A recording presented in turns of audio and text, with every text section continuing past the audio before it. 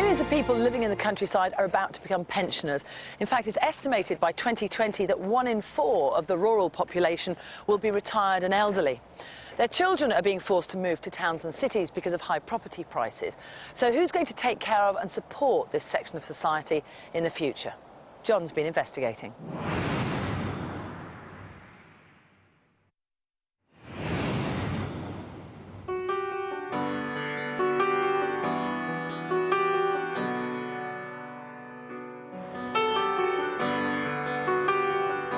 I think it's fair to say that for all of us, the hope is that as we grow older, we'll be able to stay active and independent.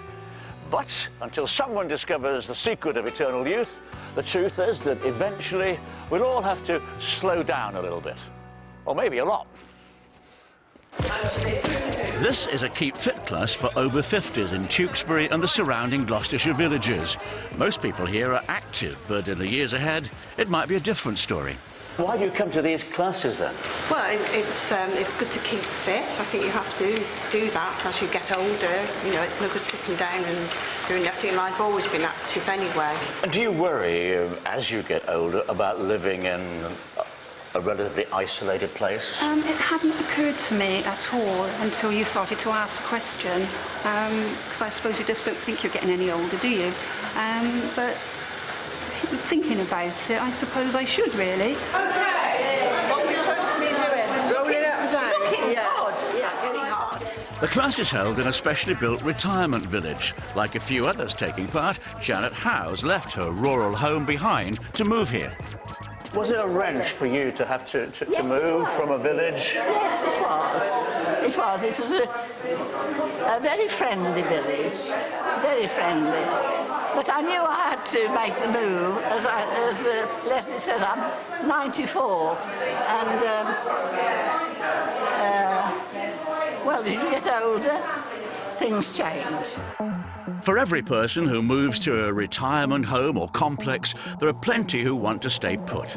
But recently, snow brought havoc nationwide, and elderly people in villages began to feel increasingly vulnerable. 20 centimetres fell in parts of the West Country. Over the Pennines, it was even worse. It's been more or less cut off. Got a lot of vulnerable people we have to deliver meals to. In Herefordshire, the snows thawed and the roads cleared. This most rural of counties has the fastest growing number of elderly people in the UK. In the remote village of Longtown on the Welsh border, I asked Alf and Elsie Gwatkin what they'd be able to do if they weren't lucky enough to still have a car. Nothing. You couldn't walk to the shop. I couldn't walk to the shop. It's too much. How far is it to the shop? It's downhill, see, and it's all right going down, but coming back is steep. But as you're getting older, John, you're losing all these things like, you know, your independence, and you've got to look for somebody to do things for you and all this, and it's terrible. I know it to come with old age, and you've got to accept it, but it's a terrible sort of a situation to be in. How would you feel, Elsie, maybe about moving into a residential home or something? Well, that'd be another thing. No, I'd hate it. No, I'd hate that. That's the only dread I've got, not being put in a home. In 10 years' time, 1 in every 4 people living in rural areas will be a pensioner, according to new research revealed exclusively to me by Paul Rees, Assistant Director of the National Housing Federation. That's a very significant rise of 40%. Well, if these predictions prove to be correct, what will the impact be, do you think? Well, I think what will happen is that local authorities in rural areas will find that services are stretched even more than they are now. And also, you'll find that 1/4 of all people in villages and small market towns will be older people, and that will have a profound effect on village life and traditional village communities. Quite a few of these older people are going to be living on their own, aren't they? Yes, well, about 1/3 will be, and so we think that local authorities need to be looking at a number of measures, and one of them is to provide more support for older people in villages, to build more homes that are pensioner-friendly, so suitable for older people to live in, but also to build more affordable homes for younger people, so that the younger people are there to actually provide, in some cases, the support services that will be required. If these statistics do become reality and measures aren't taken, we could see an ageing rural population putting ever more pressure on hard-pressed local and state services. So, what's already a serious social issue could well develop into a crisis in the next few years. What's needed are solutions. And I'm on my way now to look at a pioneering scheme in Gloucestershire, which is specifically designed to help older people cope with country living. Jane Griffiths is a village agent. Her role is to help elderly people stay in their own homes for as long as possible. She also arranges trips out so they can meet other people in the community. Today, I'm joining them on a trip to a farm shop. 9 green bottles hanging on the wall, and if one green bottle should accidentally fall, there'd be 8 green bottles hanging on the wall. Shows we can still count. Jane is one of 5 agents in the area. In an informal way, she can offer support, see they're getting the right benefits, and check their homes are safe and warm.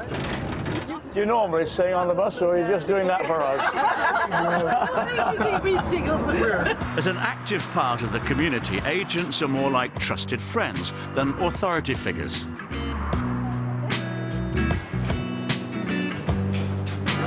And I'm told that this idea of the village agent it only happens really in Gloucestershire. I mean, do you think older people around the country would benefit from the same idea? Definitely. She's a lifeline. Everyone thinks Jane's doing a great job, but some canny people have their own way of doing things. You say, I'm 97, please help me. When I go to the bank, you know, and I see a long line of people, I think, oh God, I can't wait to stand up, I should... So I look at and find a man who looks like he's the manager, and I say to him, if you don't get me some attention, I shall fall down dead. And they soon get me the man to serve me. Well, that's one way of getting attention. The village agent scheme is obviously working very well here in Gloucestershire, and 5 other counties are now thinking of trying it out. In fact, the government hopes that eventually it'll be taken up nationwide. But like all other services, it costs money. So what happens if that money runs out? Maybe many elderly people will have to increasingly rely on that old country tradition, the kindness of neighbours and volunteers. This village shop in Gloucestershire is a shining example of that. Hello, Pat. How are you? Fine, thank you. Well, I suppose a shop like yours, really, is the eyes and ears of a village, isn't it? Yes, very much so, yes. We like to think so. And older customers, if something goes wrong, if they don't turn up regularly, what do you do? Well, we would phone them, maybe phone a neighbour, ask them to go and check on them, make sure that they're OK. Sometimes my husband, will pop down to make sure that they're fine and they don't need, if they need anything. Do you deliver goods to them? We certainly do, yes, particularly with this, recent spell of bad weather. We do lots of deliveries and things like that, when they phone and give us an order, yes. We also get their prescriptions and things from the local doctor's surgery, which we then deliver to them. 2 villages away, not a particularly good bus service. So, and this is all a free service, is it? Absolutely, yes. So why do you do it? Just community spirit, really. This is where I've lived all my life, and, you're part of the community, so, yeah, we just do all that sort of thing. So what would happen if you weren't here? I don't really know, to be honest. Hopefully they have good neighbours and things like that would, take over our role, but we are hoping to stay here, so hopefully they won't have to do without us. There should still be many helping hands around in the future as the face of rural Britain gets ever older.